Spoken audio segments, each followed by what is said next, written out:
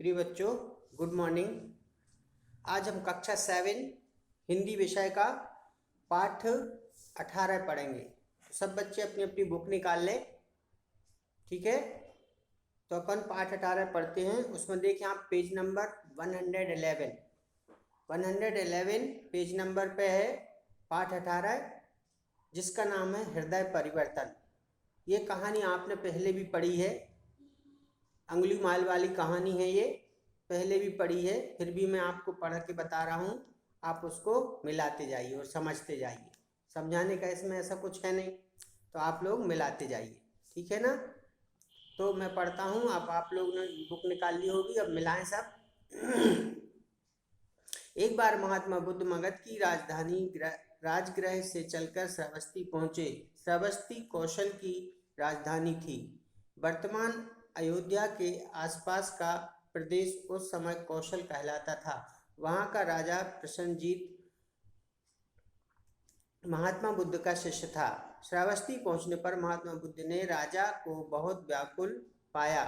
पूछने पर राजा ने कहा, भगवान अंगुलीमाल डाकू ने मेरी प्रजा बहुत त्रस्त है। इसी से मैं बहुत चिंतित हूँ। क्या करूँ, कुछ समझ में नहीं आता। महात्मा बुद्ध ने राजा को धीरज बनाया और कहा कि मैं तुम्हारी चिंता दूर करूंगा। अंगुलीमाल भयंकर डाकू था। उसके अत्याचार से प्रसन्नजीत की प्रजा त्राही त्राही कर रही थी। उसने 1000 आदमियों को मारने की प्रतिज्ञा कर रखी थी, परंतु वह कितने आदमियों को मार चुका था इसका हिसाब रखना कठिन था। इसके लिए उसने एक युक्ति निकाली। वह जब किसी का वध करता तो उसकी अंगुली काट देता। इस प्रकार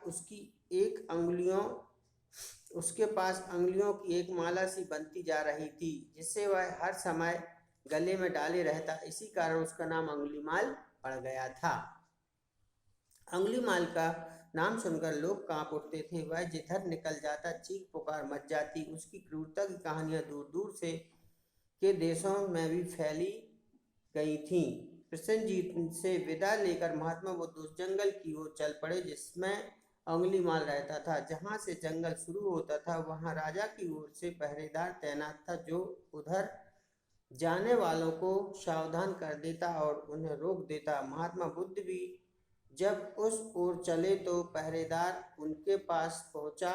वह जानता था कि बुद्ध जैसे महात्मा का कोई कुछ नहीं बिगाड़ सकता, परंतु वह अपना कर्तव्य समझकर बुद्ध के चरण पकड़कर बोला, महाराज, उधर भयंकर डाकू अंगुलीमाल रहता है।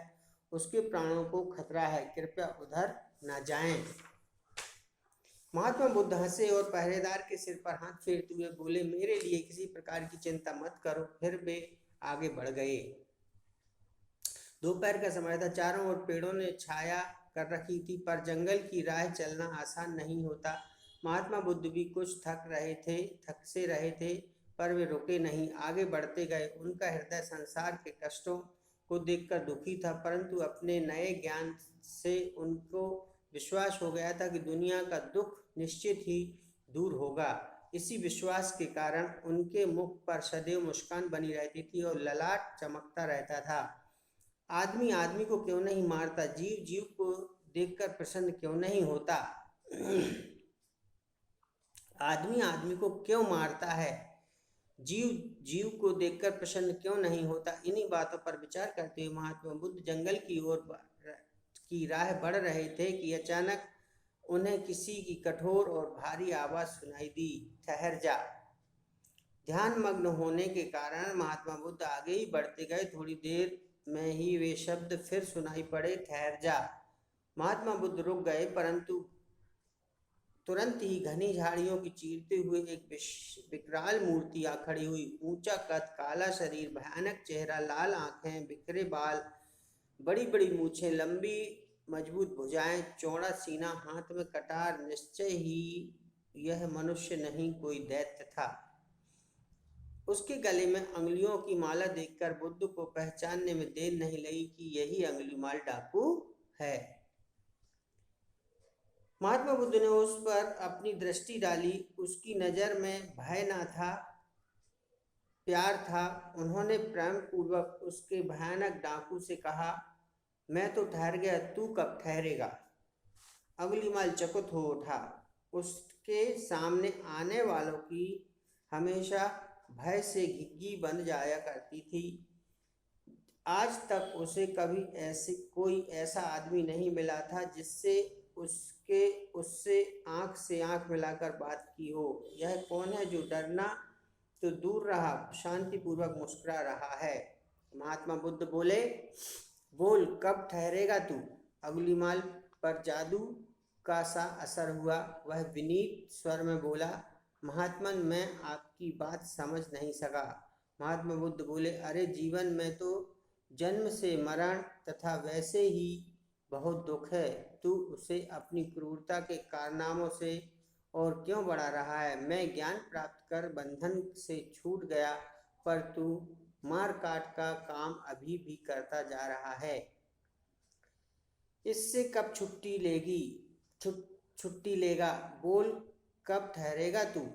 वह डाकू जिसने डर कभी न जाना, जिससे सारी दुनिया कांपती थी, आज वह निरस्त्र महात्मा के तेज से कांप रहा था। सहसा वह महात्मा बुद्ध के चरणों में गिर पड़ा और बोला, महात्मन, मुझे राह दिखाए, मेरे सामने अंधेरा ही अंधेरा है। महात्मा बुद्ध ने उसे शांति, दया और प्रेम का उपदेश दिया। अंगुलीमाल की आंखें खुल गईं, उसके मन का अंधकार दूर हो गया। उसने अंगुलियों की माला तोड़ डाली और कटार दूर फेंक दी। अंगुलीमाल ने हिंसा का जीवन सदा के लिए छोड़ दिया और वह भगवान बुद्ध का शिष्य बन गया। तो ये आपने पहले भी पढ़ी है अंगुलीमाल वाली कहानी।